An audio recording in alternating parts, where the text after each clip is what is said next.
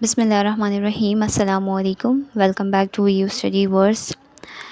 So students virtual university ने summer semester 2026 का official notification announce कर दिया है।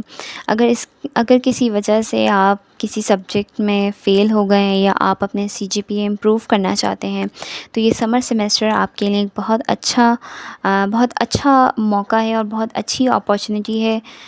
तो इस वीडियो में हम एलिजिबिलिटी, इम्पॉर्टेंट डेट्स और तमाम ज़रूरी रूल्स को स्टेप बाय स्टेप डिस्कस करेंगे।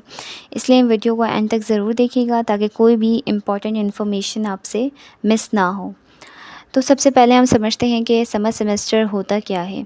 बेसिकली ये एक फ़ास्ट ट्रैक स्पेशल सेमेस्टर होता है जो उन स्टूडेंट्स के लिए इंट्रोड्यूस किया जाता है जो अपने एकेडमिक प्रोग्रेस को इम्प्रूव करना चाहते हैं।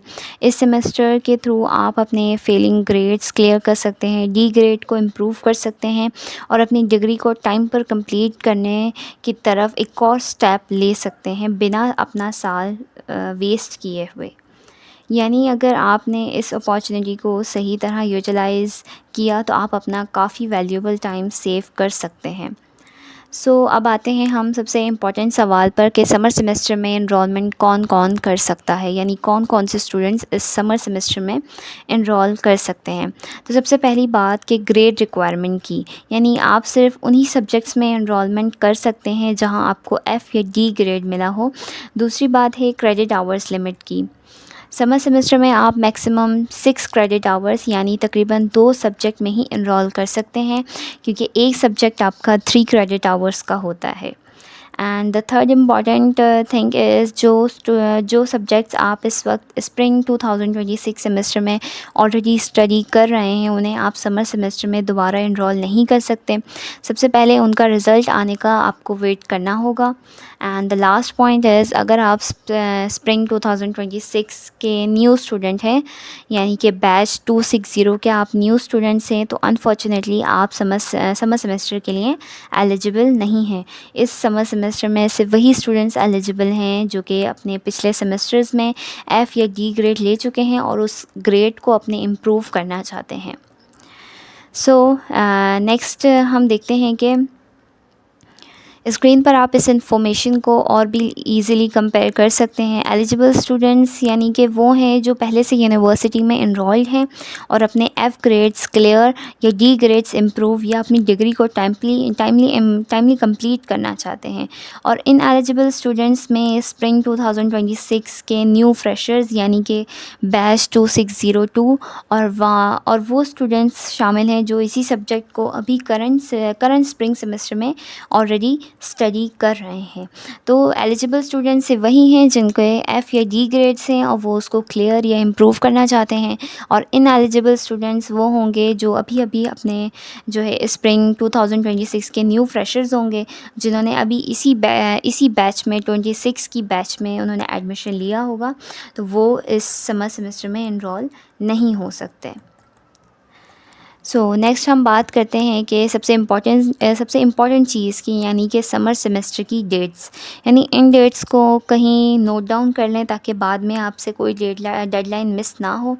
सबसे पहले है 3 अगस्त 2026 से LMS पर कोर्स सिलेक्शन आपकी स्टार्ट हो जाएगी समर सेमेस्टर के लिए।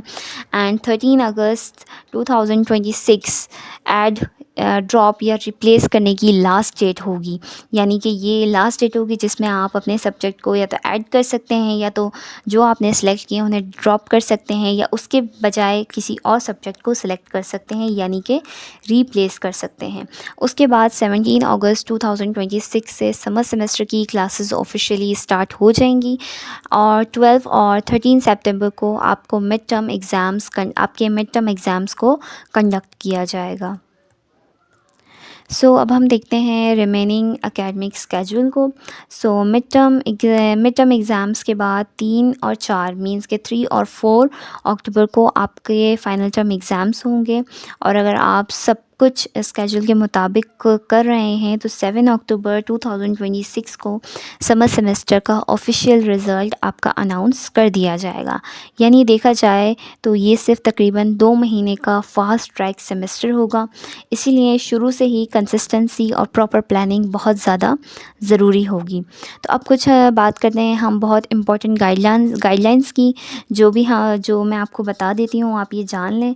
तो सबसे पहले है स्ट्रिक्ट कट ऑफ रूल, यानी कि 13 अगस्त के बाद ऐड, ड्रॉप या रिप्लेस की कोई रिक्वेस्ट आपकी एक्सेप्ट नहीं की जाएगी। इसलिए आपने डिसीजन लास्ट डे तक डिले ना करें, आपने अपने डिसीजन पहले ही लेकर रखना है। बाद एंड टाइम पर आपने अपना डिसीजन नहीं लेना, जिससे ताकि आपको किसी भी किस्म की परेशानी ना हो। एंड सेकंड इम्पॉर्टेंट पॉइंट ये है कि फ़ी रिफ़ंड पॉलिसी है, यानी कि अगर फ़ी वाउचर जनरेट हो गया है तो उसके बाद ना उसकी फ़ी रिफ़ंड होगी और ना ही किसी और सेमेस्टर में एडजस्ट की जाएगी। इसीलिए वाउचर जनरेट करने से पहले अपने सिलेक्टेड सब्जेक्ट्स को आप एक बार अच्छी तरह से वेरीफाई ज़रूर कर लें, ताकि बाद में आपको किसी किस्म की कोई परेशानी ना हो। और हमेशा की तरह समर सेमेस्टर में भी वर्चुअल यूनिवर्सिटी के तमाम एकेडमिक और एग्ज़ामिनेशन रूल्स अप्लाई होंगे। सो लास्ट में हम जो है मेरी तरफ से आप सबके लिए 3 सिंपल लेकिन बहुत यूज़फुल टिप्स जो कि इंशाल्लाह आपको आपके सेमेस्टर में हेल्प आउट करेंगी। तो फर्स्ट टिप ये है कि जब 3 अगस्त को मींस के 3 अगस्त को कोर्स सिलेक्शन ओपन हो तो जितनी जल्दी हो सके एनरोलमेंट कंप्लीट कर लें, ताकि एलएमएस का जो हैवी ट्रैफिक और सर्वर लोड है उससे आप बच सकें। And the second tip is fee voucher generate करने से पहले एक बार दोबारा चेक कर लें कि आपके सिलेक्टेड सब्जेक्ट्स और क्रेडिट आवर्स यूनिवर्सिटी के क्राइटेरिया के मुताबिक हों, उससे मैच करते हों। And the third tip summer semester का ड्यूरेशन बहुत शॉर्ट होता है, इसलिए क्लासेस शुरू होते ही लेक्चर्स देखना और हैंडआउट्स पढ़ना स्टार्ट कर दें। अगर आप शुरू से रेगुलर रहेंगे तो सेमेस्टर काफ़ी मैनेजेबल हो जाएगा आपके लिए और आपको कोई भी डिफ़िकल्टी फ़ेस नहीं करनी पड़ेगी ड्यूरिंग योर समर सेमेस्टर। तो स्टूडेंट्स, ये थी वीयू समर सेमेस्टर 2026 की कंप्लीट इन्फॉर्मेशन। तो अगर आपका अभी भी कोई क्वेश्चन है या किसी पॉइंट पर आपको कन्फ्यूजन है तो नीचे कमेंट सेक्शन में ज़रूर आप पूछ सकते हैं। मैं अपनी पूरी कोशिश करूँगी कि आपके सवाल के जवाब दे सकूँ। अगर वीडियो हेल्पफुल लगी हो तो इसे अपने वीयू फ्रेंड्स और फेलोज़ और स्टडी ग्रुप्स के साथ ज़रूर शेयर करें। और अगर आप अभी तक वीयू स्टडी वर्स का हिस्सा नहीं बने हैं तो चैनल को ज़रूर सब्सक्राइब करें और नोटिफिकेशन बेल को भी प्रेस करना बिल्कुल मत भूलिए। तो मेरी दुआएं आप सबके साथ हैं and best of luck for your exams and also best of luck for your summer semester. So see you in the next video. Till then, Allah हाफिज़।